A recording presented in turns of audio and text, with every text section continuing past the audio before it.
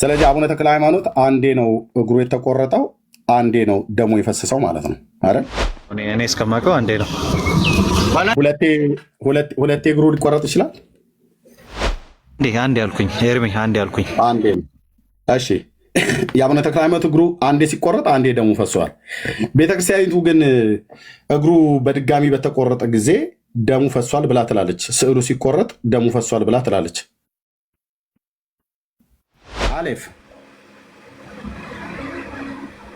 ዝናቡ አይደለህ? አግኝቼዋለሁ ከላይ መግቢያውን ጽሑፍ ነው። አሁን አባራ። እሺ ምኑ ላይ ነው ያገኘው? ያው ከላይ አንብባት። ለስሎ ሆና ያው ግዕዝ ስለሚያስቸግረኝ አንተ ተባበረኝ። የት አለ? ያው ከላይ ጽፌላለሁ፣ ከላይ ጽፌላለሁ። ፎቶ ነው ለሰኮና። ኦኬ እሺ፣ እሱ ላይ አውጣ። እሺ ምን ይላል? አንብበው እስከዛ። ያው ተክለ ሃይማኖት ሆይ በቁመት ብዛት እግርን በመሰበሩ በደም ስለተነከረ ተረከዝ ሰላም እላለሁ አለ። ያው ደምቷል። በምንድነው? በደም ለተነከረ ተረከዝ። በምንድነው እግሩ የተሰበረው? ጸሎት ሲያደርግ ያው ደም መፍሰሱን አሳይቻለሁ። የት አለ ጸሎት? ያው ምልክት አድርጌበታለሁ በቀስት። ጸሎት ብሎ የሚለው የት አለ ነው እያልኩ እንዴ። ይሄ ክፍልና ቅድም ያወጣሁት ላውጣልህ። ቅድሙንም አንዴ ወዳጅ የፈለግከውን አውጣ፣ ግን የምታመጣልኝ ጸሎት ብሎ የሚለው የት አለ ነው። ያው ሕገ እግዚአብሔር ማንበብ ማለት ጸሎት ነው። ይሄ ክፍልና ያኛው መልካ የተገናኘ ነው። ያው ቅድም አንተም ለሮያል አውጥተህ ስተነብ የነበረው ያው ከመልኩ ጋር ተመሳሳይ ነው። በደም ለተነከረ ተረከዝ።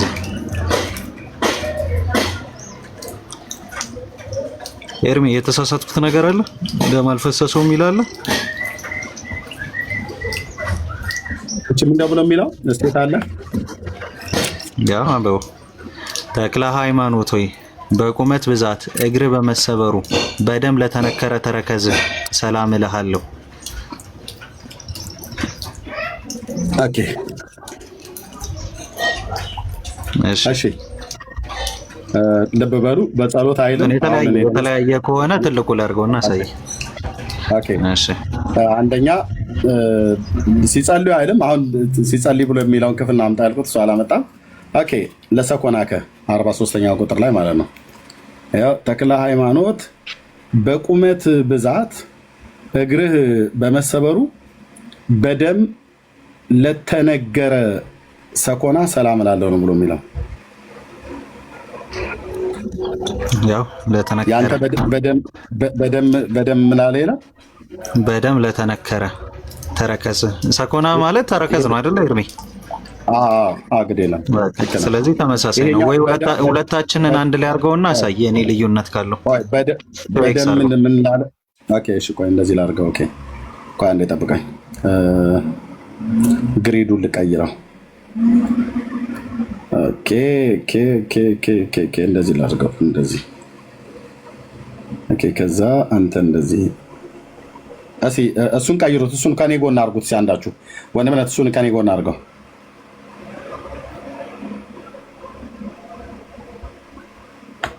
ምን ይላል? እስከዛ አንብበው እስኪ ኤርሚ፣ አንተ ጋር ያለውን እስከሚቀይሩ አንብቤዋለሁ እኮ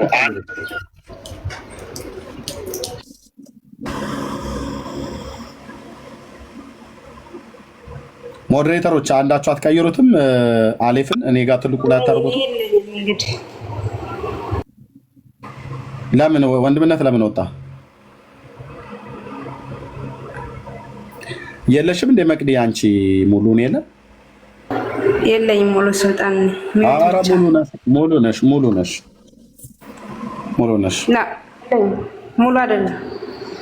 ሙሉ ለእኔ ይታየኛል እኮ። እሺ እንደገና ወይ እንትን በለው እንጂ ሙሉ አይደለም። ሚዩት ማድረግ ምናምን ነው የምችለው። እሺ ለእኔ ግን እዚህ ሙሉ ነው የሚያሳየኝ።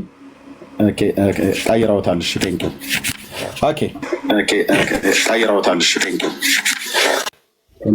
ቴንኪው ወንድምነት። እሺ በደም ለተነከረ ነው አይደል የሚለው ያንተ አሊፍ? የኔ ቤተክርስቲያኗ ለተነከረ ነው የሚለው። ይሄ ታዲያ ማን ነው እሱ? በደም ምን ላለ ይላል። ይሄ ምን አውቄ አንብበው እንጂ ምን አውቄ። ያንተ ከሆነስ አንዴ እንትኑን ማውጫውን እናሳየው ሁለታችንም። እስቲ ኤርሚ ዝጋውና እናሳየው። ያንተ ለተነገረ ይላል፣ ለኔ ለተነገረ ይላል። ይሄ ምን ይላል ነው ያልኩ። ለምን ተግባቡት እንዴት ያቀታል?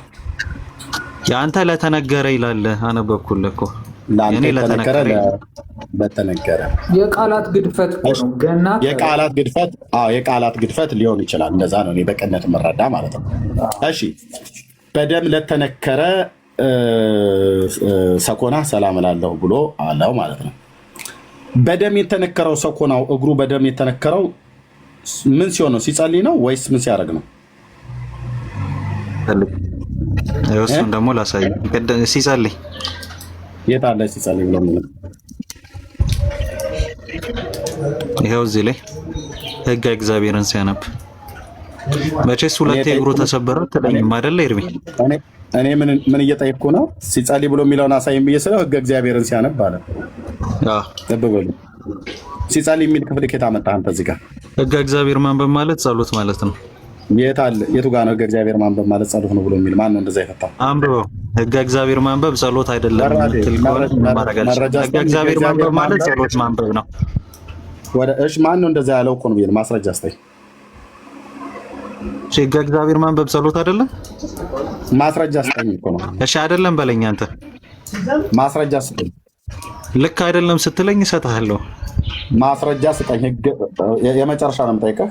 ማስረጃ ስጠኝ እኮ። ቆይ አንተ አረጋግጥልኝና ካልሆነ እሰጥሃለሁ። እኔ ማስረጃ እሰጥሃለሁ ኤርሚ።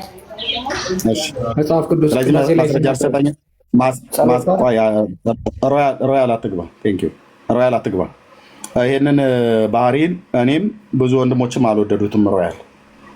እና ለዚህ ነው ብሎኬ ያደርጉሃል፣ ያስወጡሃል። ቢያደርጉም እኔ ትክክል ነው ይጀምራል።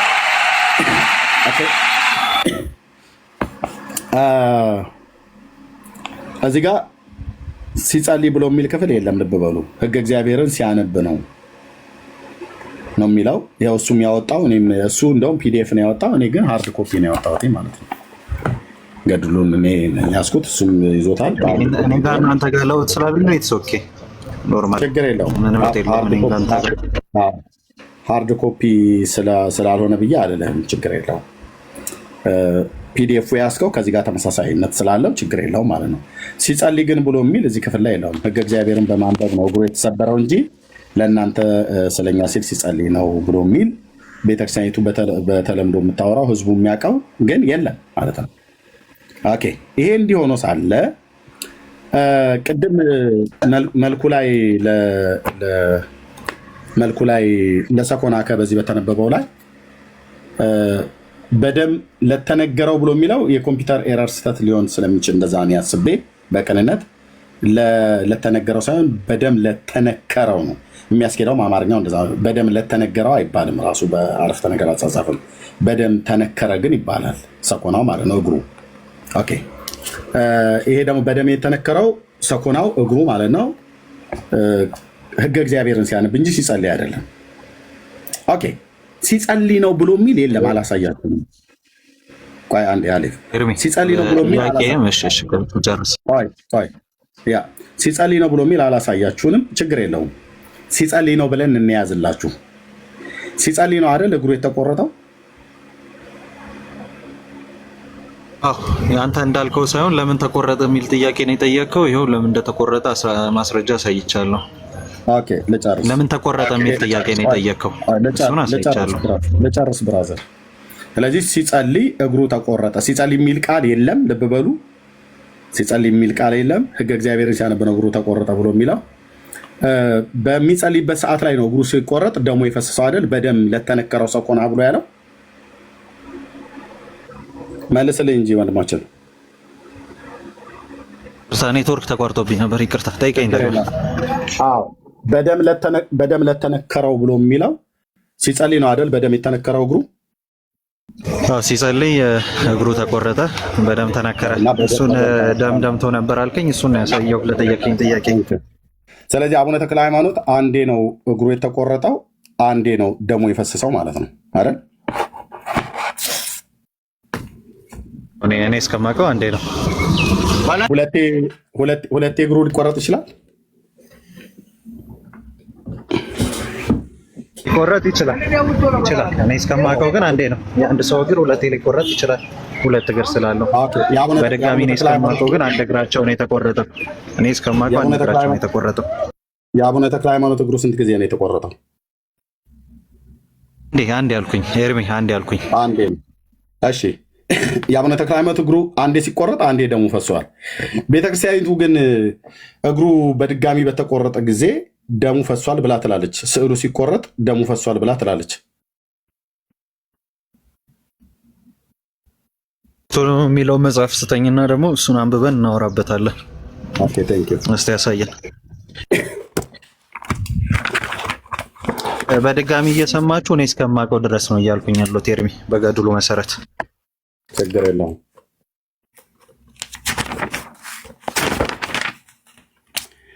ኦኬ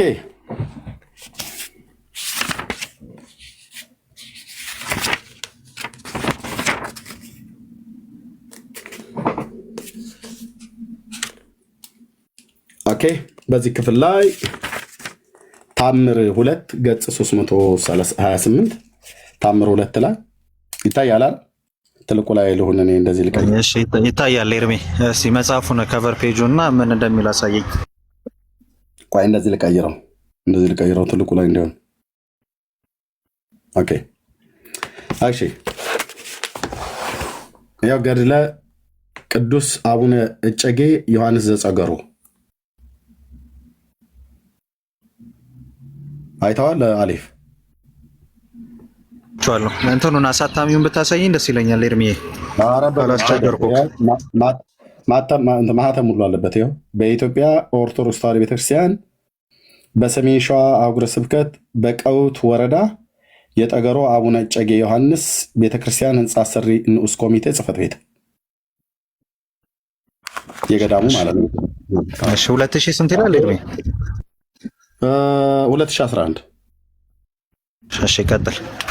ያው እዚህ ተርጓሚ መጋቢ ሚስጥር ፍሬ ስባዱ ባለ፣ አሳታሚና አከፋፋይ የጸገሮ አቡነ እጨጌ ዮሐንስ ቤተክርስቲያን ህንፃ አሰሪ ኮሚቴ ዲያቆን ዮሐንስ አለም መንገሻ። ያው ኮምፒውተር ጽሑፍ ላይ የተባበሩት እነ ኤልያስ ምናምን ነገር የተበለጠ መረጃ ብሎ ይላል ትችላለህ ማለት ነው። ገጽ 328 ያው ሁለተኛው ታምር ላይ የምስራቅ ሰው የሆነ ሰዲና በተባለች ሀገር የቤተ ክርስቲያን ጠባቂ በቅንፍ ዘበኛ አንድ ሰው ነበር። እርሱም ቸርና ጻድቅ ነው። ይህም ጸሎትና ምስጋናውን እስኪጨርሱ በጉልበቱ ተንበርክኮ የዳዊትን መዝሙር እየዘመረ በብዙ እንባና በትጋትም ሌሊትና ቀን ይተጋል። ከዕለታትም በአንድ ቀን እንደ ልማዱ ወደ ቤተ ክርስቲያን ገብቶ ይለምንና ይጸልይ ነበር።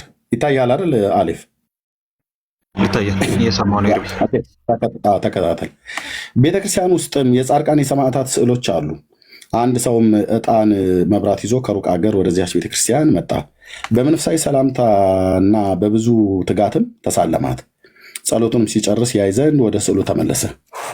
ያን ጊዜ በምስጋና ከፍ ከፍ እያደረጉ በቀኝና በግራዋ ሚካኤልና ገብርኤል የሚጠብቋት የእመቤታችን ማርያም ስዕልን ተመለከተ። ትንሽም ሕፃንም ወተት እየጠባ በክንዷ ላይ ነበር። ልብ በሉ፣ ወተት እየጠባ በክንዷ ላይ ነበር። ይህንንም ስዕል ባየ ጊዜ በእመቤታችን ማርያም በተወደደ ልጇ ፍቅር ልቡ ደስ ተሰኘ። ሁለተኛም የሰንኳ አገር ሰው መጣ። በወርቅ ልብሶችም የተሸለመች በወርቅ ቀለም የተጻፉ የእነዚያን የስዕል ስራዎችን አምሳያዎችን አየ። ይህንንም ካየ በኋላ የእግዚአብሔርን ስራ በማድነቅ ሁለቱም ወደ ጻድቃን ስዕል ተመለሱ። የሰንኳ ሀገር ሰውም የብዙዎች አባት ተክለ ሃይማኖትን ነጭ ልብስን ለብሶ ከፀሐይ 7 እጅ እያበራ እያንጸባረቀ አየው ይላል። ተክለ ሃይማኖትን ያየው። ልብ በሉ አየው። የዚህ ጻድቅ መልኩ ደምግባቱ ከሁላቸው ኮከቦች የሚመስለው የለም። እያንዳንዱ ህብር የማይመረምር ነው። እግሮቹን ማንከስ ሳይኖርበት የቀኑ ናቸው። ባየው ሰዓት ላይ የተክለ ሃይማኖት እግሮቹ ማንከስ የለበትም፣ የቀኑ ሆነው ነው ያገኛቸው ማለት ነው። በሰንኳም ሰው ልብ ውስጥ እንደ አስቆሮቱ ይሁዳ ልብ ቅናት ገባበት። ቅናት የያዘው ሰውዬም እንዲህ ሲል ፊቱ ለክፉ ስራ ተለወጠ። ተክለ ሃይማኖት አንተ ነህን? ቀድሞ በሕይወተ ሥጋ ያልነበረህን ይህንን እግርህን ስትሞት ከየት ተሰጠህ አለው። ልብ በሉ ተክለ ሃይማኖት በምድር ላይ እንኳን በነበረ ሰዓት ላይ እግሩ ሲቆረጥ ክንፍ ተሰጠው ነው የተባለው። አሁን በዚህ ክፍል ደግሞ ከሞተ በኋላ እግር እንደተሰጠውና ከየት ተሰጠህ ብሎ ጠየቀው ይላል። በዚችም እግር እንጃ ወደ አምላክህ ስትጸልይ በመቆም እግርህ ተሰብራ እንደሆነ የፈጠረህ ያውቃል አለው። ልብ በሉ ኦርቶዶክሳውያን አያውቁም። ምን አለ? በዚችም እግር እንጃ ወደ አምላክህ ስትጸልይ በመቆም እግርህ ተሰብራ እንደሆነ የፈጠረህ ያውቃል አለ። እነ ኦርቶዶክሳውያን ግን አያውቁም። የፈጠረውን የሚያውቀው ልክ የአቡነ ገብረ መንፈስ ቅዱስ መቃብሩ በኢየሩሳሌም ይሁን በምድረ ከብድ እንደማይታወቅ ልጨርስ ነው። እኔ ሙሉ ነው የማነበው፣ ብራስ ሙሉ ነው የሚነበበው እና ስትጸልይ በእግርህ በመቆም እግርህ ተሰብራ እንደሆነ የፈጠረህ ያውቃል አለ። ሰው ግን አያውቅም ማለት ነው። ኦኬ። ይህንንም ብሎ የእንጨት መሰላል ሰራና በታላቅ ቁጣ ወደ ላይ ወጣ። የሰንኳ ሀገር ሰው ማለት ነው። ከዚያስ ወደ እነዚያ ወደ ስዕሉ አጠገብ ደርሶ ሰይፉን ከሰገባው መዞ የአባ ተክለ ሃይማኖትን አንድ እግሩን ከጉልበቱ ላይ ቆረጠው። ይሄ ነው እንግዲህ ልብ በሉ። እንቀጥላለን። የአቡነ ተክለ ሃይማኖትን አንድ እግሩን የሰንኳ ሀገር ሰው ሰይፉን መዞ ቆረጠው። ሲቆርጠውስ የሰንኳ ሰውም እንዲህ አለ፣ አንተ እግር ይህ እግር ነው፣ የአንተ እግር ይህ እግር ነው። ማንከስ ለራስህ የተውህ ለማን ትተዋለህ አለው። አንተ አንካሳ ነህ፣ ማንከስን ለምንድን ነው የተውከው? ስለዚህ መልሼ አንካሳ እንድትሆን አደርግሃለሁ ብሎ እግሩን ቆረጠው ይላል። እግሩ ሲቆረጥስ ምን ሆነ? ልብ በሉ። ያን ጊዜ የተቆረጠች እግሩ ከጉልበቱ ቀይ ደም አመነጨች ይላል። ልብ በሉ። ተክለ ሃይማኖት ቅድም ወንድማችን አሌፍ ሲነግረን ስንት እግሩ የተቆረጠው? ሲጸልይ ብሎ አለ። ሲጸልይ ብሎ የሚል የለም። የእግዚአብሔርን ሕግ ሲያነብ ነው። ያኔ ደሙ ሰኮናውን ሁሉ ጭምር አጥለቅልቆታል። አሁን እንደገና ደግሞ ሰውየው ደግሞ በሰይፍ ይዞ በሾተ ላይ በሰይፍ ይዞ ሲቆርጠው ስዕሉን የተክለ ሃይማኖት እግሩን የቆረጠው አንድ እግሩን ቆረጠው። ሲቆርጠው ያን ጊዜ የተቆረጠች እግሩ ከጉልበቱ ቀይ ደምን አመነጨች። ያ የሰንኳ ሰው በስዕሉ በታች አጠገብ ሰይፉን በእጁ ይዞ በእንጨት ላይ ሳለ የሰንዲ ንጉሥ ከጭፍሮች ሁሉ ጋርና ከተመኞቹ ሁሉ ጋር በዚች ቤተክርስቲያን መጣ። ከተመኞቹም የቤተክርስቲያንን ዙሪያ በደም የሰከረች እንደሆነች አይተው ደም በደም ሆነ። የተክለ ሃይማኖት እግሩ ስለተቆረጠ ማለት ነው። ልብ በሉ። ስለዚህ ሁለት ጊዜ ነው ተክለ ሃይማኖት እግሩ የተቆረጠ። ልብ በሉ። ኦኬ። በደም የሰከረች እንደሆነች አይተው ለንጉሱ ነገሩት። እንዲህም አሉት፣ ሰው የሞተበትን አጣኑ። ከገባን ጀምሮ እስካሁን ድረስ አላረፍንም። የሰው በድን አስከሬንን ፈለግን፣ ነገር ግን አላገኘንም። ንጉሱም ዓይኖቹን አቅንታችሁ ሁላችሁም ወደ ላይ ተመልከቱ፣ ወደታችም ወደ ላይ ተመልከቱ አላቸው። ቃሉን ሰምተው ዓይኖቻቸውን ወደ ላይ አቀኑ። ሰይፉንም ይዞ በላዩ ባዩት ጊዜ ተሯሩጠው ተሽቀዳድመው ከእንጨት ላይ አወረዱት። ከተመኞቹም መኳንንቱም እርስ በርሳቸው እንዲተባባሉ ይህ ሰይጣን ነው እንጂ ምድራዊ ሰው አይደለም። የአቡነ ተክለ ሃይማኖትን እግር የቆረጠው ሰውዬ ሲያገኙት ማነው ዛፍ ላይ ተንጠልጥሎ ሰይጣን ነው እንጂ ሰው አይደለም። ንጉሱም ይህንን ደም በዚች ቤተክርስቲያን ውስጥ አይቶ በመፍራትና በመንቀጥቀጥ አንድ ጭፍራ ጠርቶ ይላል። የማን ደም ነው ቤተክርስቲያን ውስጥ ያየው? የአቡነ ተክለ ሃይማኖትን እግር ደም ማለት ነው። ልብ በሉ። እና ይህ ደም የምን ደም ነው አለው። የተክለ ሃይማኖት ደም። ማን ነው? ሚዩት አድርገው አንድ ሰው ማን ነው? ገማጋ ነው። ማይክ እንዳለ ፕሊስ፣ እንዳለ የተባልከው ካልሆነ ታይላ ወርደ ነው። ሚዩት አድርገው ፕሊስ። እሺ ሶሪ፣ ጊዜ ላለመውሰድ ሚዩት ስላላረከው አንተ ጋር የሚኮሻኩሻለሁ። ንጉሱም ይህ ደም በቤተክርስቲያን ውስጥ አይቶ በመፍራትና በመንቀጥቀጥ አንዱን ጭፍራ ጠርቶ ይህ ደም የምን ደም ነው አለው። የተክለ ሃይማኖት ደምም እንደሆነ ነገረው። አንድ ሰውም የስዕሉን ጉልበት በቆረጠ ጊዜ ለሰውየው በዚህ ቦታ ተገኘ አለው። ከዚህም በኋላ ወደ ስዕል አዋቂ መርቆሬዎስ አንድ ሎሌውን ላከ። በንጉሱ ትእዛዝም መጥቶ የአባታቸው ተክለ ሃይማኖትን የእግሩን ስባሪና የደሙን ፍሰት አየ ይላል። አያችሁ፣ የእግሩን ስባሪና የተቆረጠው እግሩና የደሙን ፍሰት አየ በቤተክርስቲያን ውስጥ። መርቆሬዎስም እንዲህ አለ፣ የእኔ ደም ይፍሰስ። አባቴ ሆይ እግርህ እንደተሰበረ አጥንቴ ይሰበር። ይህንንም ብሎ በወርቅና በብር ቀለም ሌላ እግሩን በጉልበቱ ውስጥ ተካለት ይላል። ከብርና ከወርቅ ሰርቶ ተካለት። ልብ በሉ ኢትዮጵያ ላይ ምን እንደሚሰራ ስሙ። ተካለት። እንዲሁም እንደ ሁለተኛዋ ሆነች ይላል። ያን ጊዜም ደሙ ከመፍሰስ ተቆጠበች። ከዚያም በኋላ ከተመኞቹ መኳንቶቹም ከንጉሳቸው ወደ ቤተክርስቲያን በር ወጥተው በዚያ ስብሰባ አደረጉ። ያን የሰንኳ ሰው አናገሩት፣ በመፍራትም በመንቀጥቀጥ እኔ ለዘላለም ሕያው ነኝ እስኪል ድረስ። በዚህም ነገር መካከል አባ ዮሐንስ በንጉሱ ፊት በአባቱ በተክለ ሃይማኖት ነገር ቆመ፣ መሰከረ። እንደ መጀመሪያው በታላቅ ድምፅ እንዲሁ እያለ ጮኸ፣ ለአባቴ ልጅ የሌለው መሰለህን? እኔ የተክለ ሃይማኖት ልጁ ነኝ። ዛሬ የአባቴን ደም ስጠኝ፣ ሕያው ነኝ ቢልም ሕያው መሰለህን? የከፋ ልብ ሰይፍ ይዟልና ስለያዘ እንግዲህ በሕይወቱ መጥፋቱና መሞቱን ሳላይ የአባቴን ጉልበት እንደተቆረጠ አልሄድም አለ። ይሄ ዮሐንስ ዘጸገሮ የሚባለው ሰውዬ ነው። ለተክለ ሃይማኖት ልጅ የሌለው ይመስልሃል? እኔ ዮሐንስ ዘጸገሮ የምባለው የተክለ ሃይማኖት ልጁ ነኝና የአባቴ ተክለ ሃይማኖትን እግር እንደቆረጥከው የአንተም እግር እንደሱ የአባቴን ጉልበት እንደተቆረጠ አልሄድም አለው። ለምን? የዚህ ሰውን መጥፋት የህይወቱን መጥፋትና መሞት ሳላ ልጨርስ ገድሎ እየተነበበ ያለው ልጨርስ አልሄድም አለ ዮሐንስ ዘጸገሮ የሚባለው ማለት ነው። ያን ጊዜ ሁሉም የሀገር ሰዎች የሀገሩ ሽማምንቶች ፈረዱ። የንጉሱም ጭፍራዎች በአንድ ቃል እርስ በርሳቸው እንዲህ ተባባሉ፣ መጽሐፍ በሰይፍ የገደለ በሰይፍ ይሙት እንዳለ የዚህን ሰው ነገር እውነት ነው ብለው ፈረዱ። ከዚህም በኋላ ከንጉሱ ፊት አቅርበው ጭፍሮቹ እንደ አባታችን ተክለ ሃይማኖት ቆረጡት ይላል። እግሮቹንም ቆርጠው ከእርሱ ዘንድ የተጣሉ ሆኑ፣ በክፉ አሟሟት ሞተ ይላል።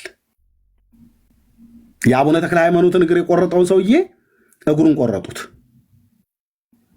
ከዛስ ከእሱ ዘንድ ጣሉት። ከዛስ በክፉ አሟሟት ሞተ።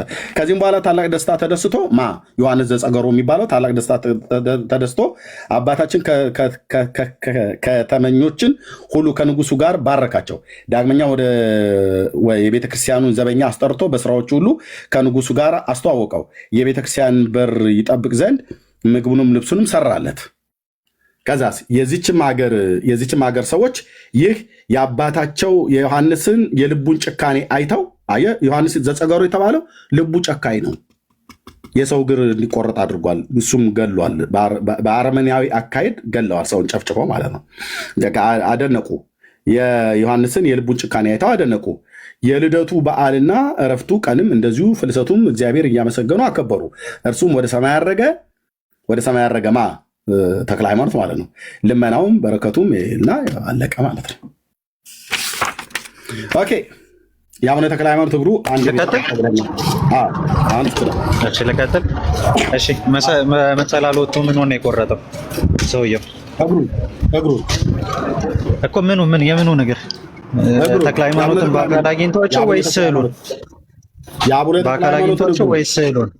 አንዴ እሷን ቦታ ደግማለሁ።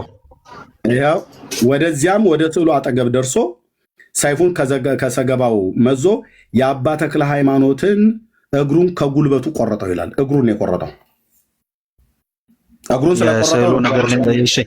ወደ ስዕሉ ጠጋ ብሎ ነው የቆረጠው። የስዕሉ ነገር ነው የቆረጠው። እሺ ኤርሚ አንድ ጥያቄ ልጠይቅ። እኔ አንብቤ ለምን ጠይቀኛል? አንተን ነው እንጂ የምጠይቅህ። መጽሐፍቶችን አነበብኩልህ። እግሩን ስለቆረጠው ያን ጊዜ የተቆረጠች እግሩ ከጉልበቱ ቀይ ደም አመነጨች ይላል እና ደም በደም ሆነ፣ ቤተክርስቲያን ሁሉ ደም ፈሰሰ ይላል። እኔ የምጠይቅህ ቅድም አቡነ ተክለ ሃይማኖት 7 ዓመት ሲጸልይ ያልክ የለም ሲጸልይ ብሎ የሚል ታዲያ ህገ እግዚአብሔርን ሲያነብ ነው እግሩ የተቆረጠው ብላልከኝ። ሲቆረጥ ደሙ ፈሰሰው ብዬ ስለ አዎ ብለኸኛል። ሁለተኛ እግሩ ተቆርጦ ያፈሳሉ ይቤ ስለ ኖ አንዴ ነው አቡነ ተክለ ሃይማኖት እግሩ የተቆረጠው አልከኝ። ታዲያ እዚህ ጋር አንዴ እኔ እስከማቅ ነው ያልኩት። እሷን እየጨመርክባት እኔ እስከማቅ ነው ያልኩት። አይ ይኸው አሁን ሁለተኛ አንተ እስከምታቅም ሀሳቤን ልቀጥል። እሺ ኤርሚ ሀሳቤን ላውራ። ጥያቄ እየጠየኩ ነው። ጠይቀኝ። እሺ እዚህ ጋር የአቡነ ተክለ ሃይማኖት እግሩ ተቆረጠ አይደል? ስዕሉ ላይ ያለው ተቆርጧል። ስዕሉ ላይ ተአምር ነው እያነበብክ ያለው አይደል ኤርሚ? ተአምር ነው እያነበብክ ያለው። እሺ ወዳጄ ስዕሉ ላይ ነው የተቆረጠው አይደል? ማይኩን ከፈተው። ስዕል ነው በመሰላል ወጥቶ ስዕሉ አጠገብ ከደረሰ በኋላ ነው የሚለው። ቃሉን በስነ ስርዓት ላለው ይችላል ቃል በቃል እዚህ ጋር ምንድነው ብሎ የሚለው ቁጥር 5 ላይ የሰንኮ ሀገር ሰው የብዙዎች አባት ተክለ ሃይማኖትን ነጭ ልብስ ለብሶ ከፀሐይ 7 እጅ እያበራ እያንጸባረቀ አየው ይላል። እንዴት ነው ያየው? ቁጥር 5 ተአምር ነው እኮ እያነበብክ ያለው እኮ። ያንጸባረቀ ያየው በምንድን ነው? አየው ይላል። ተክለ ሃይማኖትን አየው ይላል። ታሪኩን ሄድ ስትል ስዕሉ ላይ እንደሆነ ያሳያል። አየው ይላል። ስዕሉ ላይ አየው አቡነ ተክለ ሃይማኖትን ያየው ስዕሉ ላይ እንዳየው ያመለክታል። ታሪኩን ሄድ ስትል በመሰላል ወጥቶ ስዕሉን ቆረጠው ነው የሚለው። እሺ ኦኬ ኦኬ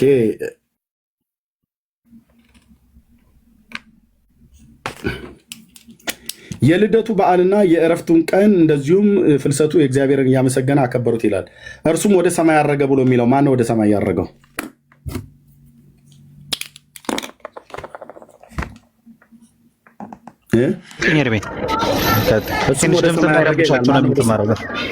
ችግር የለም። እሱ ወደ ሰማይ ያረገ ይላል። ማን ወደ ሰማይ ያረገው? ስለ ተክለ ሃይማኖት ነው እያወራ ያለው እሱ ነው። እሳቸው ማን ወደ ሰማይ ያረገው? ኤርሚ እሱን አጠይቀኝ። እሱን አልመለሰም። ስላላነበብኩት ሙሉን አልመለሰም። ያላነበብኩትን ነገር አልመለሰም። እሺ ቴንክ ዩ። ስለዚህ እዚህ ጋር የብርሃን ልብስ ለብሶ ከፀሐይ 7 እጅ እያበራ እየታየ ያለው ማን ነው? ለሰንኮ ሀገር ሰው ተክለ ሃይማኖት ኤርሚ ተክለ ሃይማኖት ነው። በምንድን ነው ያየው እንዴ? በምንም ይኸው እኮ ቆረጠ የሚለው እኮ በመሰላል ወጥቶ ስዕሉን ቆረጠው ነው የሚለው። በምንድን ነው ያየው? በምንም ይኸው አይደለም። በምንድን ነው ያየው? እሱን አንተ እንትን በለው። እሱን አንተ አንብብና ንገረን። ግን ቆረጠ የሚልበትን ፓርቲ እና አንብብልን። እኔ አልለውም አሌፍ፣ እኔ አልለውም። ራሷ ቤተክርስቲያኒቱ ያለችውን እንኳን ለእናንተ እንኳን ጭንቆ ሆኖባችኋል። እኔ አልለውም። በምንድን ነው ያየው? ከፀሐይ 7 እጅ እያበራ አየው ይላል። እያንጸባረቀ አየው ይላል። በምንድን ነው ያየው?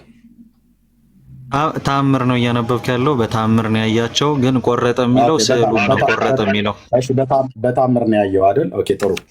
እሺ ስዕል ሲቆረጥ ከስዕል ደም ይፈሳል እንዴ? አዎ ተአምር ነው እያነበብክ ያለው። አዎ ከዚህ የበለጠ ተአምር ሊሰራ ይችላል። ከዚህም የበለጠ ተአምር ሊሰራ ይችላል። ወዳጅ ለጠይቁ ጥያቄ መልስ መልስልኝ። እሺ ታምር እኔ ቁርአን ነው የማነበው አላልኩም። ታምሩ ነው የማነብልህ እኮ ታምረ ዮሐንስ ብሎ የሚለው ማለት ታምር ነው አትበለኝ። ከስዕል ደም ይፈሳል? ያው በድጋሚ በተአምር ሊፈስ ይችላል። እሺ ከመጽሐፍ ቅዱስ ከብሉይ ከአዲስ ኪዳን ስጠኝ። ተአምር አልኩህ እኮ ተአምር ነው። ስጠኛ መረጃ ከመጽሐፍ ቅዱስ። እኛ እኮ መጽሐፍ ቅዱስ ብቻ አማኝ አይደለንም እኮ እናንተ ናቸው። ኦኬ ስለዚህ መልስ የላቸውም ማለት ነው። ልብ በሉ። ኦኬ በል ችግር የለውም እንደፈለግህ በል ኤርሚ። አሁን እዚህ ጋር ስለዚህ የተቆረጠው ስዕል ነው ማለት ነው አይደል? አዎ ስዕሉ ነው። በመሰላል ወጥቶ ስዕሉ ነው የቆረጠው። እሺ ስዕልን የቆረጠን ሰው ለምን እግሩን ቆረጣችሁት? ለምን በክፉ አሟሟት ስዕሉን ስለቆረጠ? ስዕል የቆረጠን ሰው ትቆርጣላችሁ ማለት ነው። ዝርዝርም አለው ከፈለክ ደግማ በወሱ ላይ ዝርዝር አለው። ያላችሁ ወንድሞች ስዕል የቆረጠ ሰው በአሰቃቂ ሁኔታ ይቆርጣሉ ማለት ነው።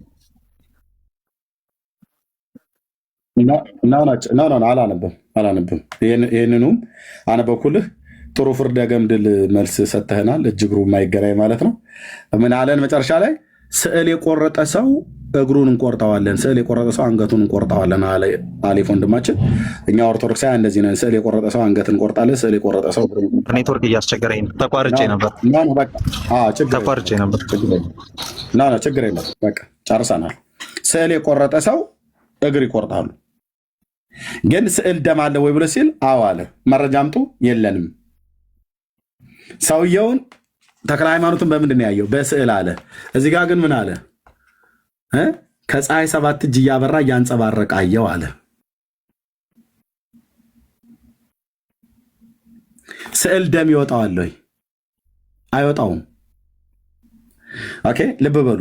ስዕሉ ከሆነ የተቆረጠው ከቆረጠው በኋላ የወርቅ እግር እኮ አደረገለት ይላል አይደል? እዚህ ጋር ያው የኔ ደም ይፍሰስ አለው። ከዛስ አባቴ እግርህ እንደተሰበረ አጥንቴ ይሰበር፣ ይህንንም ብሎ በወርቅና በብር ቀለም ሌላ እግሩን በጉልበት ውስጥ ተካለት ይላል እኮ። የአቡነ ተክለ ሃይማኖት እግሩ ሲቆረጥ በብርና በወርቅ አሰርቶ ተካለት ይላል። ልብ በሉ። አቡነ ተክለ ሃይማኖት መጽሐፍን ህገ መጽሐፍንም ሲያነብ ለኢትዮጵያም ሲጸልይ አይደለም እግሩ የተቆረጠው አይደለም። እርስ በርሱ የሚላተም፣ እርስ በርሱ የሚጣላ፣ እርስ በርሱ የሚጋጭ ታሪክ ይዘው እግሩን የቆረጠው የሰንኮ ሀገር ሰው የተባለውን ሰውዬ እግሩን ቆርጠው ጥለውታል። ይህንን ነው ስለኛ ሲጸልይ ብለው ያሉት። ቺናት እዚህ ጋር ይታያቸዋል። ያው እዚህ ጋር እንደውም እሱን በዚችን እግር እንጃ ወደ አምላክ ወደ እግዚአብሔር ስትጸልይ በመቆም እግር ተሰብራ እንደሆነ የፈጠረ ያውቃል አሉ። የፈጠረ ያውቃል እንጂ ኦርቶዶክሳውያን አያውቁት። ግን እንደው ብለው ያሉት በቃ ስለኛ ሲጸልይ ነው እግሩ የተቆርጠው ነው ብለው ያሉት። ማንም የሚያውቀው የፈጠረው ነው የሚያውቀው። ኦርቶዶክሳውያን ግን አያውቁም፣ መረጃ የላቸውም። አለም ብለው ቢሉ እግሩ የተቆረጠው አንዴ ነው። አንዴ ሲቆረጥ ቆሞም ሲያነብዩን እነሱ እንደሚሉት ሲጸልዩ እግሩ አንዴ ከተቆረጠ ድጋሚ ሰው ስዕሉን በቆረጠ ሰዓት ሁሉ ደሙ መፍሰስ የለበትም ማለት ነው። ደሙ ቤተክርስቲያኑ ሞልቶ እኮ ተንዠቅዥቆ አገኙት ይላል። በምናብ የተፈጠረ ተረት፣ የትውልዶች ታሪክ። እውነቴን ብዬ የምላችሁ ህፃናት ራሱ እንኳን ብትነግራቸው ለትምህርት ለማጫወቻ እንኳን ራሱ ሊጠቀሙበት የማይችሉ ተረት ማለት ነው። ኦኬ ልናገር። በጣም ታፈብኩኝ ዛሬ። ምንድን ነው ልናገር? ትችላለሽ። ሮያል አንዴ ትሰጠኛለህ? ከይቅርታ ጋር ካላስቸገርኩ። አሌፊ አንድ ነገር መናገር ፈልጌ ነው። ምን ታውቃለህ? ዋት ዘ ዩዝ ምንድነው ጥቅሙ? አሁን የተክለ ሃይማኖት እግር ተቆረጠ፣ እንዲህ ተባለ፣ እዚህ 400 ሰዎች ተሰብስበዋል፣ እንደዚህ ሆነ፣ ስዕሉ ተቆረጠ፣ በመሰላሉ ሰው ቆረጣቸው፣ ምን እንደዚህ ያለ ደም ፈሰሰ አልፈሰሰ። እስኪ ለፕሮቴስታንቶች እዚህ ላላችሁ ፕሮቴስታንቶች፣ ለእኛ ለኦርቶዶክሶች ምንድነው ጥቅሙ? መጽሐፍ ቅዱስ ነው ይሄ? የኛ ዶግማ ነው? እኔ ልመልስለት። ምንድነው ጥቅሙ? እኔ ልመልስ። ኦኬ መልሽልኝ። ይኸውልህ ምክንያቱም ምንድነው የጌታ ኢየሱስ ክርስቶስን የቀራኔውን ስራ የቀራኔውን ውለታ ማስረሳት፣ የሰውን ልብ ሌላ ትኩረት ላይ ማድረግ፣ በቃ መጽሐፍ ቅዱስ እንዳያነቡ ማዘናጋት፣ የማዘናጊያ ስራ እና ልብ የሚያሸፍት አይደለም። ብዙ የሚነገርለት ቆይ አስተርሰኛ እንደውም እኮ አስተር ጴንጤ እኮ ነው አሁን ገድል የሚያነበው። እኛ መጽሐፍ ማንበብ ነው የምንሰራቸው አይደለም። ገድሉን አሁን ይሄን ራእዩን የሰጠው ለኤርሚ ነው። እግዚአብሔር ይሄን ውሸት እንዲያፈርስ ተልኮ የሰጠው ለሱ ነው። እንግዲህ ለምሰጠው ማለት ሌላ ነገሩን ትተሽ ራእዩን ይስጠው አንድ ሰው እና እሱን አናውቅም። እኔ ግን እያወራሁት ምን ታውቂያለሽ? ምናልባት እነሱ አምላክ የሚሸፈን ከሆነ ተወላቸው። የኛ በቅዱሳን የሚሸፈን አምላክ አይደለም ያለን። እኛ አልረሳንም። እሺ ቅዱሳን ክርስቶስ ያከበራቸውን እናከብራለን። ሰብሊ ወይ እንዴ ስርዓት አይኖራችሁም እንዴ? አሌፍ ሮያል ስርዓት አይኖርም። ጥያቄ ጠይቃት እንዳትመልስልህ ሁለታችሁ ታወራላችሁ አይደል? ኖ ሚዩት አድርገው። ጥያቄ ጠይቃታል፣ እህትየው ትመልስልህ። ሰብሊ ትጨርስና ከዛ ትቀጥላለህ። ጥያቄ እስከጠይቅ ድረስ ልትከራከር አይገባም። አንድ አታውቅም፣ ምን የምታውቀው ነገር የለም። እዚህ መጽሐፍ ተነቦልህ የማታውቀው መጽሐፍ ተነቦልህ ለእኛ ለኦርቶዶክስ ምን ይጠቅመናል አትበል። ታዲያ አቃጥላችሁት አውጥታችሁ አቃጥሉታ። ምንም አይጠቅማችሁም እኮ ነው እኛ ብያላችኋል። ምን ይጠቅማችኋል? እናንተ ቀን ሙሉ የምታነቡት አለ። ብራዘር እንዲህ አይነት አተላ ላይ ተኝታችሁ ሲኦል እየገባችሁ ነው። መጽሐፍ አተላ ምናምን የለም እዛው ቶ እሱን ብራዘር አድምጠኝ። አተላ ብያልኩትኝ በነቢዩ በሶፎንያስ እግዚአብሔር ሕዝቤ በአተላው ላይ ተቀምጧል ይላል። የማይጠቅምህ አምቡላ ላይ ማለት ነው። እንዲህ አይነት የትውልድ ቀንና ማታ ብራዘር ብሎክ እንዳያደርጉ ነግሬያለሁ። ጌታ ምስክሬ ማለት ነው። አልፈታህም ራሱ እንኳን ብሎክ አትነጋገር ነው እኔ አትነጋገር አላልኩም፣ ግን ስርዓት ጠብቀህ አውራ ነው ያልኩህ። አትነጋገር ማን አለ? አትነጋገር ያለ ሰው የለም እኮ አትነጋገር ብሎ ያለ ሰው የለም። ምን ይጠቅመናል አልክ አይደለ? ይኸው እትዬው መለሰችልህ። ሰብሊ ትጨርስ። ምን ይጠቅመናል ብለህ ስትል አዎ ምንም አይጠቅማችሁም። እንደነዚህ አይነቶችን የትውልድ ታሪክ አተላ ይዘህ እውነት ነው ብለህ አትቀመጥ ነው።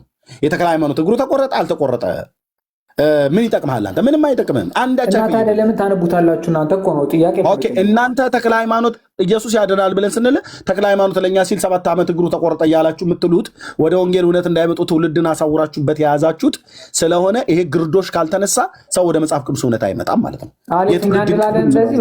ምናልባት ወንድምነት ብለንም አናቅም አንልምም። እኛ በቅዱሳኑ የሚሻፈን አምላክ የለንም።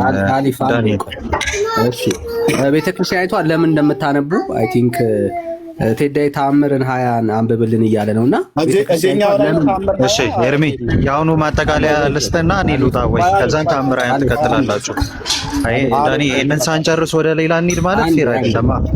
እስካሁን ለተነሳው ሐሳብ ነው። አንዴ ከተረጋጋ ቴዲ አንድ ደቂቃ ስጡኝና እንትን ልበላ። አምላክ እንዴ እኔ እንደዚህ አይነት ነገር አልወድም እንዴ እሚ እሱን እስከምታወጣ ነው እኮ። ኦኬ እታች እንደዚህ ያወረድኩ በቃ ጨርሰናል። ሰው እንገላለን እኮ ብለህ አልክ። ለስዕል ብለን ሰው እንገላለን አልክ። እንደገና ደግሞ አንድ ሀሳብ እንኳን እንስማና ከዛ ማጠቃለያ ትሰጣለህ። ሰው እያወራ እያለ ማጠቃለያ ልስጥ ትላለህ እንዴ? እሺ ቴዲ ታምር 20 ነው ያልከው የትኛው ላይ ነው? አሌፍ እኔ ብጨርስ ደስ ይለኛል፣ ግን እንደዚህ ግን እንትን አትበሉ። በቃ አሁን ጉዳችሁ ተገለጠ፣ ጫጫታ ጀመራችሁ ማለት ነው። ማጠቃለያ አትሰጥም አላልኩም። እያወራን እያለን ገና ሰው ሀሳብ እየሰጠ እያለ ላጠቃልል አትበል። እህታችን እንኳን ራሱ ሮያል ጠይቋት እንዳታወራ ሁለታችሁ ስታወሩ ነበር። እሺ ቴዲ ታምር 20 እዚህኛው ላይ ነው ወይ? በጽሁፍ ብነግረኝ ወይ ገስትር ኬል ነበረ አንድ አፍታ ገብተው ተነግረኝ ደስ ይለኛል። እሺ ይሄኛው ላይ ከሆነ ታምር 20 የለውም ብዬ ነው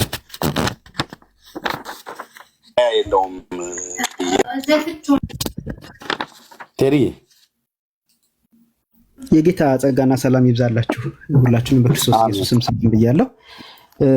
ዘጉንድ ተክለ ሃይማኖት ላይ የጉንዶ ተክለ ሃይማኖት ላይ ነው። እሺ ቴንክ ዩ ታምር 20 የመጨረሻው ታምር።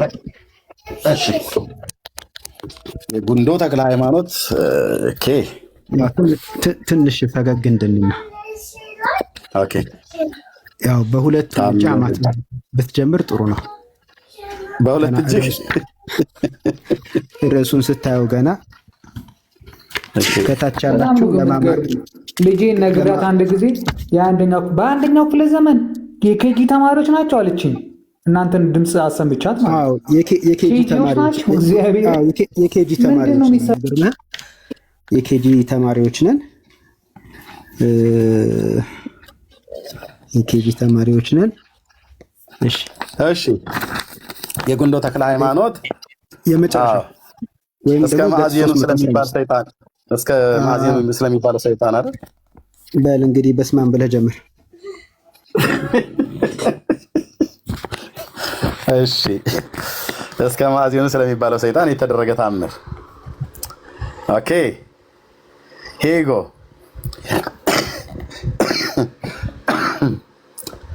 ጸሎት በረከቱ ይላል እነሱ ላይ ማለት ነው። ከዕለታት በአንድ ቀን አባታቸው ዮሐንስ ከዋሻ ገብቶ ሲጸልይ ጌዲዮን የተባለ ፈላሻ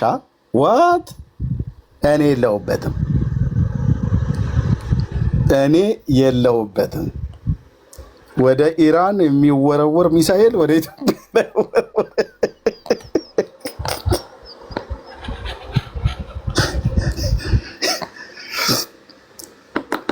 ወደ ኢራን የሚወረወር ጦስ ወደ ምድራችን እንዳይመጣ እኔ የለሁበትም። ነስራላን ያየ የአበራሽን ጠባሳ ያየ በሳት አይጮትም እንደሚባለው ነው። ፈላሻ በቅንፍ እስራኤላዊ አውሬ እያደነ ከአባታቸው በሰዓት ደረሰ። መጥቶም እንደ ፀሐይ ሲያበራ ባየው ጊዜ ደንግጦ ከእግሮቹ በታች ወደቀ። አባታቸውን በመስቀል ባርኮ አስነሳው። ጌዲዮንም አባታቸውን አዶናይን ነህን ወይስ የአዶናይ አገልጋይ አለው። አባታቸውም እኔስ አዶናይ አይደለሁም የአዶናይ አገልጋይ ነኝ እንጂ አለ። እንግዲህ አባቴ ሆይ የአዶናይ አገልጋይ ከሆንክ ባለቤቴን ጸላይ ሰናያትን ከሆዷ ደዌ ሰርቶባት በመሰቃየት 30 ዘመን ሆኗታል። ጌዴዎንም ከአባታቸው እግር ስር እንዲህ ብሎ ወደቀ። ስለ እግዚአብሔር ብለህ ከደዌ ይፈውስልኝ፣ ይህንንም አካባቢ የእኔ ማደኛ ቦታ ላንተ ሰጥሃለሁ። ቅዱስ አባታቸው መፍቅሬ ሰብ ነውና በእኔ ኃይል ሳይሆን በፈጣሪ ኃይል እፈውስልሃለሁ። ነገር ግን ጌታችን ኢየሱስ ክርስቶስ ከሰማያት ሰማያት በመውረዱ ከድንግል ማርያም በመወለዱ እመን፣ አትጠራጠር አለው። እርሱም የአባታቸውን ትምህርት ተቀበለ፣ አመነ። የተገናኙም ከዋሻው ከገደሉ ውስጥ ነው።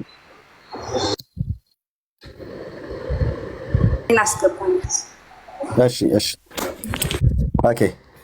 የተገናኙም ከዋሻው ከገደሉ ውስጥ ነው። የጌዴዎንም ቤቱ ጣግድ ከተባለ ከተራራው ነው። አባታቸውም ይህንን ይዞ ወደ ቤቱ ወጣ። ከቤቱም ሲደርሱ የሴትየዋ ላይ ያደረ ጋኔን አንተ ክፉ ሰው ሆይ ከአንተ ወዴት እሸሻለሁ? ከኢየሩሳሌም አንስቼ እስከ ኢትዮጵያ መቀመጫ አጣሁ። ከዋሻ አስለቀቀህ ሰደድከኝ።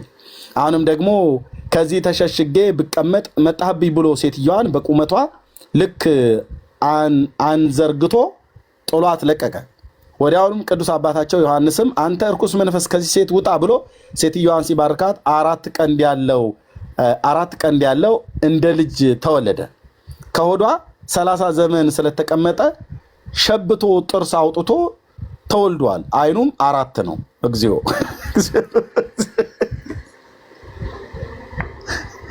አቤቱ ቴዲ ምን አልን? አሁን ይህንን ባታስነብበን።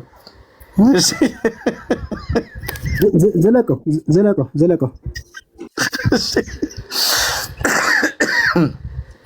አባታቸውም ዮሐንስ ያን የተወለደውን ከዋሻ ወስዶ የሰሳ የቶራ የደንፋሳ እና የወደንቢ የነዚህን ወተት እያለበ ያጠጣው ነበር። የማን ከዋሻ ወስዶ የሰሳ የቶራ የደንፋሳ እና የወደንቢ የነዚህን ወተት ምንድናቸው? እነዚህ ሰሳ የምትባል ሚዳቋ ዝርያ እንደሆነች ሰስ ትባላለች። ሰሳ ቶራን አላቅም። ቶራ መጽሐፍት ነው።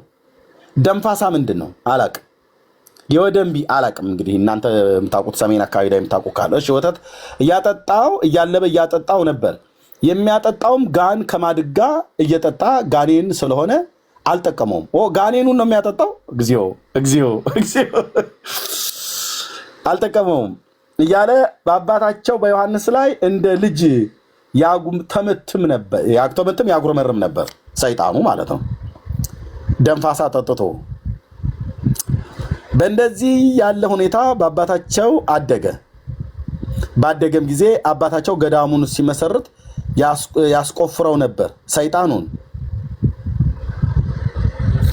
ዘጸገሮ አጋንንት እያጠጣ አሳደገ ነው የምትሉኝ?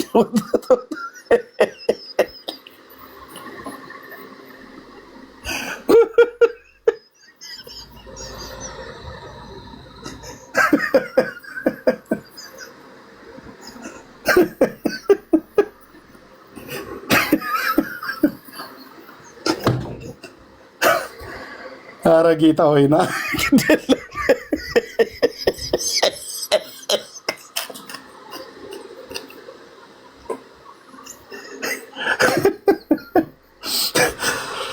ዮሐንስ ዘጸገሮ አጋንንት ጡጦ እያጠባ ጋኔን ያሳድግልናል። ወይኔ ኤርምሻ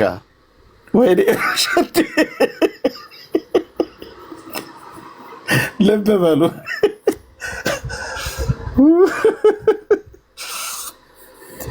በእንደዚህ ያለ ሁኔታ በአባታቸው አደገ። ባደገም ጊዜ አባታቸው ገዳሙን ሊመሰርት ያስቆፍረው ነበር። 100 ሰው የማያነሳውን ድንጋይ ብቻውን ያነሳ ነበር። ሲሰራም በስራ ቀን ተኝቶ ይውላል፣ በበዓል ቀን ግን ሲሰራ ይውል ነበር፣ ሰይጣኑ ማለት ነው። ስለዚህም አባታቸው በስራ ቀን ተኝቶ እየዋለ በበዓል ቀን እየሰራ ስላወከው ስራ ቀን ሲሆን ዛሬ በዓል ነው፣ በበዓል ቀን ሲሆን ዛሬ ስራ ነው ይለዋል። በእንዲህም ባለ ሁኔታ ገዳሙ እየተመሰረተ በመጨረሻ ክፋቱ እየበረታበት አየና በኋላ በዚች ገዳም የሚኖሩትን ልጆችን እንዳትጣላቸው ብሎ ከጌዲዮን ሚስት የተወለደውን ሰይጣን ከዋሻ ውስጥ አግብቶ በተአምራት የድንጋይ ሳንቃ ገጥሞ እስከ ምጽአተ ክርስቶስ ድረስ አትሞ ትቶታል። ያም ሰይጣን አባቴ ዮሐንስ ሆይ እስከ ማዕዜኑ ሀተምከኒ ውስተ ዝንቱ ምንድነው ጾላእት ቢለው እስከ ምጽአተ ክርስቶስ ድረስ ነው አለው። በዚህም የተነሳ ስሙ እስከ ማዕዜኑ ተብሎ ጸሎቱ ማለት እስከ ማዕዜኑ ተብሎ ቀርቷል። ጸሎቱና በረከቱ ኤርሚ ጥያቄ አለኝ። አትክደ ነው ከዚህ በኋላ ይቅር ነው። ለስንት ዓመት እንደተረገዘ ታውቃለህ? በሴቲቱ ሆድ በስንት ዓመት ነው? ለስንት ዓመት ነው የተረገዘ? ለ30 ዓመት። ለ30 ዓመት በፎቶ ማስረጃ እናሳያቸው። ገጽ 419 ላይ ሄድላቸው። ለ30 ዓመት ተረግዟል። ገጽ 419 ላይ ፎቶ አለልን። መድኃኔ ዓለም ክርስቶስ ፈገግ ብሎ ያለው ያው ፎቶ ሊነሳል። ራቅ አድርገው ዙም አድርገው ማነው? አዎ ከዛ ጽሁፉ ከታች አለ። ያው እስከ ማዕዜኑ የሚባል የዩኒቨርሲቲ 30 ዓመት በጌዲዮን ተረግዞ እንደኖረ አባታችን እንዳስወጣው። የሚቀጥለው ገጽ ላይ ደግሞ ሂድ፣ ግለጠው አንድ ገጽ።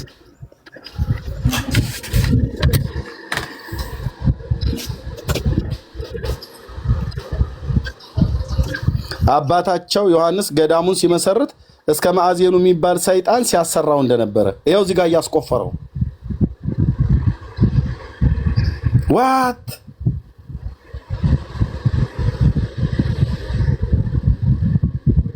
ይሄንንማ ሮያል መስማት አለበት።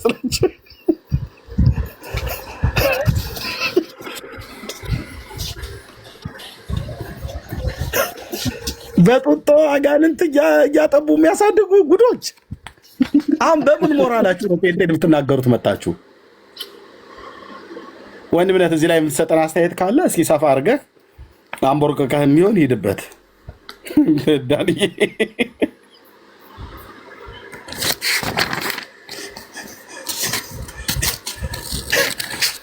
አቤቱ ጌታዬ፣ አቤቱ ጌታዬ ለምንድን ነው የምታነቡት የሚል ጥያቄ ጠየቀና ለምን እንደምናነበው በቃ ማሳያው ይሄ ነው።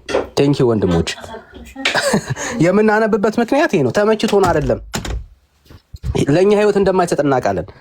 ይሄንን መጽሐፍ ነው ግን አንብበ አስነበበ አንተም ትውልድህም ይድናል እያለ ቤተክርስቲያን በኢየሱስ ላይ እየዋሸች የምትነግር ይሄንን ነው።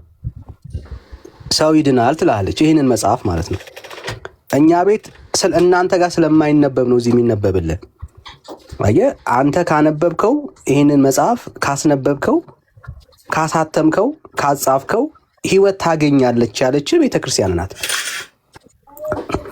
ቤተክርስቲያንን አሁን ለምን ይነበብ አለ ማለት ያለብህ ሄደ ለምንድን ነው ይህንን መጽሐፍ የጻፍሽው ነው ማለት ያለብህ። አሁን አየህ፣ ለምንድን ነው እንደዚህ አይነት ውሸት የዋሸሹ ብለህ መጠየቅ ያለብህ ቤተክርስቲያንን ነው፣ እኛን አይደለም። እኛማ ቤተክርስቲያንን የጻፈችውን የከተበችውን ያዘጋጀችውን ያነበብንልን። የምናነበው ደግሞ በዚህ ይህንን መጽሐፍ እያነበቡ ህይወት አለበት ብለው የሚያምኑ ዛሬም ድረስ እውነት የሚመስላችሁ በጣም ብዙ ትውልዶች አሉ። አይ እነኚህ ወንድም እህቶች ሲኦል እንዲገቡ አንፈልግም። ማምለጥ አለባቸው፣ መዳን አለባቸው። ይህንን መጽሐፍ ትክክል ነው ብሎ የሚያምን ሰው አለ አሁንም ብራዘር። ስለዚህ ይህንን ጉድ እያሳየን ያለ ነው እና ወንድሞች በጣም ጥሩ ማሳያ ነው። እንግዲህ ሰይጣንን እንደዚህ ያክል እየተንከባከበ ከዛ ጻድቅ ነው ይሆናል ማለት ነው። ለዚህ ነው የምናነብላችሁ። እናንተ ቤትማ አይነበቡም፣ እነኚህ ጉዶች ይደበቃሉ፣ ይሸፈናሉ። ለዛ ነው የምናነብልህ። አሁን በደንብ ተከታተል። ከዚህ ስትሰማ እየሄድክ እየጻፍክ ሄደ ጠይቃቸው። ይህንን መጽሐፍ ለምን ጻፋችሁት? ከወንጌል አንጻር እንዴት ነው እያላችሁ መጠየቅ ያለባችሁ እናንተ ናችሁ። ቤተክርስቲያናችሁ መታደስ አለባት የምንለው ከዚህ አንጻር ነው። ጸጋ ይብዛላችሁ ወንድሞች። ቴንኪዩ ወንድምና ቴንኪዩ። ተባረክ። ሰብልዬ ቅድም አላስጨርሱሽ የምትይው ነገር ካለ መቀጠል ትችያለሽ።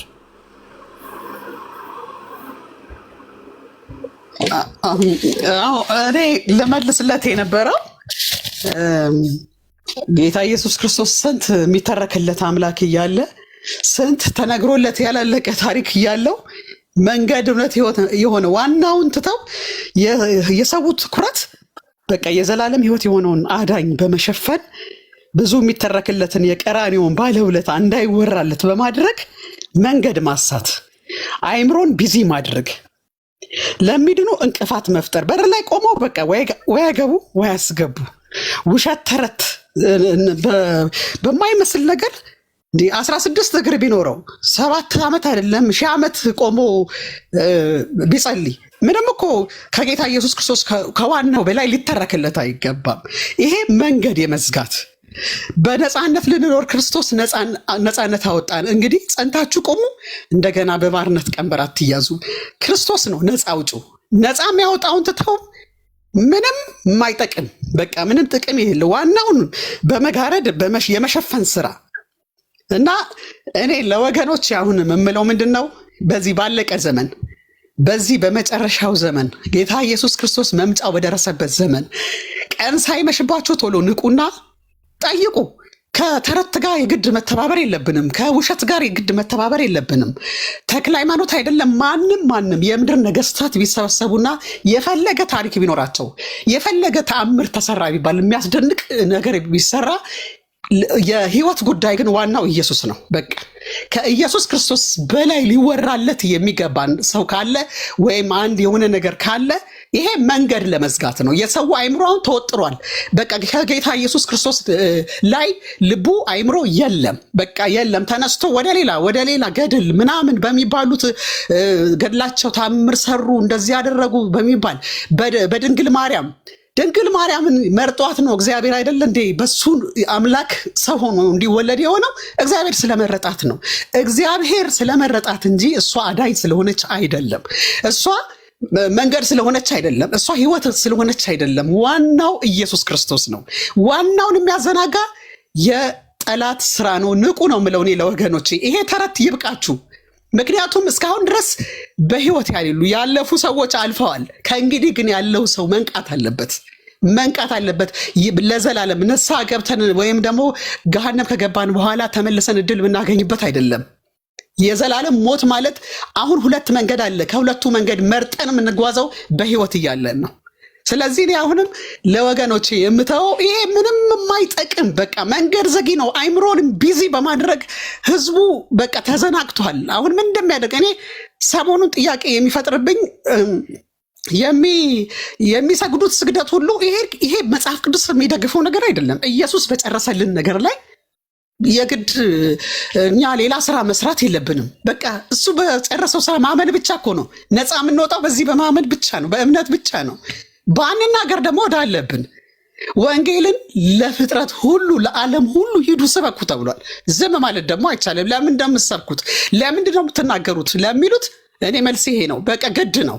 የደም ተጠያቂነት እንዳይኖርብን የግድ መናገር አለብን እና ይሄን ገድል ደግሞ ግዴታው በወንድሞቼ ላይ ተጭኗል፣ አደራው ተጭኗል። ባይሰብኩ ደግሞ እስከ ሞት ድረስ ቅጣት አለው። እግዚአብሔር በአንድም በሌላም ሰዎችን ይቀጣል።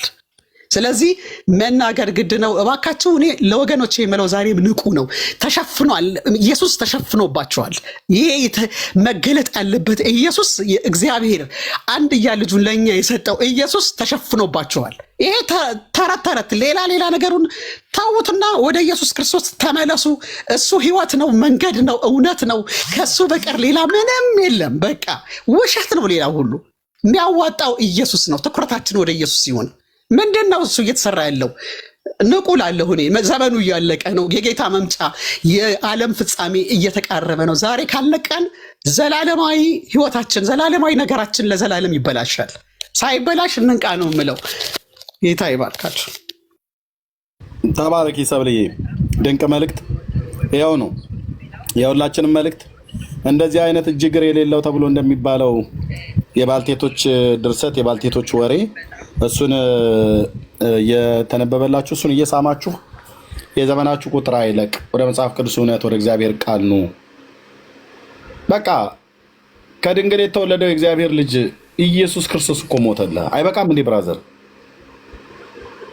እዚህ እግራቸው ተቆረጠ ይላል፣ እዚህ አይኑ ጠፋ ይላል፣ እዚህ አንገቱ ዞረ ይላል፣ እዚህ መቀመጫው ሳሳ ይላል፣ እዚህ ጋር ጀርባው ጎበጠ ይላል።